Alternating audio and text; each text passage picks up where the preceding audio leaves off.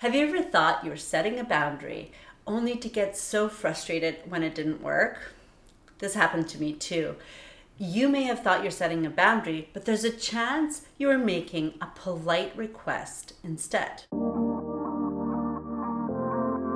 Today we're breaking down what a real boundary is and why so many of us get it wrong. I'm going to show you how to set a real boundary without the confusion and guilt. So I know I have been in many situations where I thought I was having a very serious conversation, setting a boundary, and it didn't work. I think you've probably been there too. Let's clear up any confusion we have around what boundaries actually are. I want to tackle some boundary myths and finally give you that difference between what setting a boundary is versus a request, something I'm sure you will find eye-opening. Make sure to watch this video a couple times to really absorb all the information. So what is a boundary? Let's start simple. Boundaries are what separate me from you. In the physical world, there are fences and property lines. But in the non-physical world, it gets a little bit trickier. Boundaries define who I am. They might define what I like, what I don't like, how I choose to live my life, what I don't choose to live my life like, how I want to be treated, how I want to treat others, and how I don't want to be treated. In its most basic form, a boundary is what I am and what I am not. It's a knowing of where I end and where someone else begins. Here's something I've noticed about clients who don't have good boundaries or have really high people-pleasing tendencies. And that is, if I ask them, what do you actually like?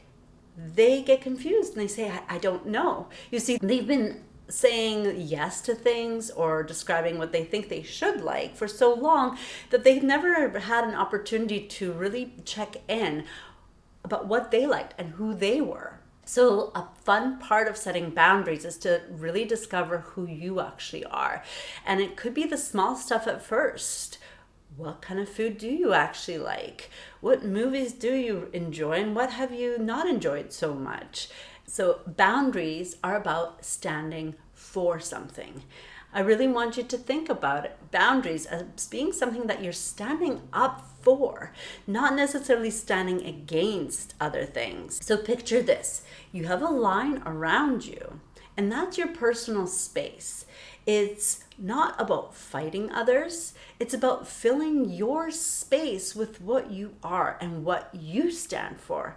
You're not saying, don't step on my toes, but rather, this is my space, and this is how I choose to exist in it. Boundaries aren't about pushing people away and fighting them all the time. They're about standing tall and proud in who you are and filling up your space. So now the next one was mind-blowing for me. Boundaries are something that you do. This came from Becky Kennedy, who is a parenting expert.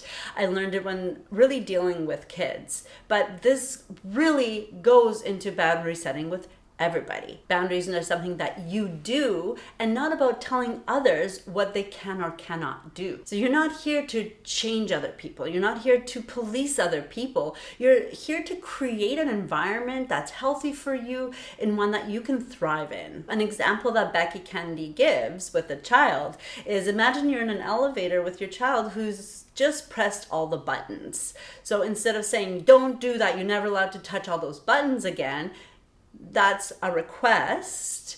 You might say, please never punch those buttons again. And that could be your first try. But when you're ready to set the boundary, you say, I'm going to stand in front of the buttons so you cannot press them again until you are ready to be in this elevator without pressing all the buttons. That's a boundary. You can make a request on the way to a boundary, but that's one of the differences. And so let me repeat that. Boundaries are not requests. A request is a kind and good way of starting to work towards setting a boundary, but you're not done yet. A boundary is something that you do. So for example, if I'm dealing with someone who's constantly late to our professional meetings, I might make a request first and say, hey Judy, I noticed you're about 20 minutes late to most of our meetings. I have a really busy schedule and could really use that time catching up on my emails. Would you mind letting me know next time you're going to be late so that I can go ahead and catch up on some work? That's a request, not a boundary yet. Now, let's say Judy doesn't do that, right? So I've made my request and she's gone ahead and she's 25 minutes late again. Now I'm ready to set my boundary. I'll say, Judy, next time I'm going to wait for you for about 5 minutes. If I don't hear from you, then I'm going to go ahead and cancel our meeting so that I can go and catch up on some other work. Thanks so much for understanding. Boundaries are a sign of your self-respect. It's a way for you to feel better about yourself and standing up for yourself. I know a lot of people think that once they start setting boundaries, things will start falling into place, people will behave the way they want to behave, and things will just be beautiful for them. Unfortunately, that's not always how it works. Now, just because you set a boundary doesn't mean everyone will respect it or follow it right away. And that's okay. That's not a problem. If someone's not following a request and then you've made a boundary and they're not following your boundary, that's information for you to decide on how to move forward. So boundaries are not ultimatums. They're not about saying you better do this or else. They're about standing in your own truth, standing up for yourself, and creating environments that are comfortable for you to the best of your abilities. They're not about controlling others. At the end of the day, a boundary is a commitment to yourself. It's a way for you to stand firmly in your own truth. It's a way for you to contribute and create an environment that's emotionally healthy for you and one that's full of well-being. Once you start setting boundaries, it becomes less about the other person and more about you standing up for yourself and taking responsibility for your own life. That's so empowering. So in conclusion, remember, boundaries are not ultimatums. They're not a way of controlling or pushing people away. Requests are a nice part of the beginning of setting a boundary, but they're not actual boundaries yet.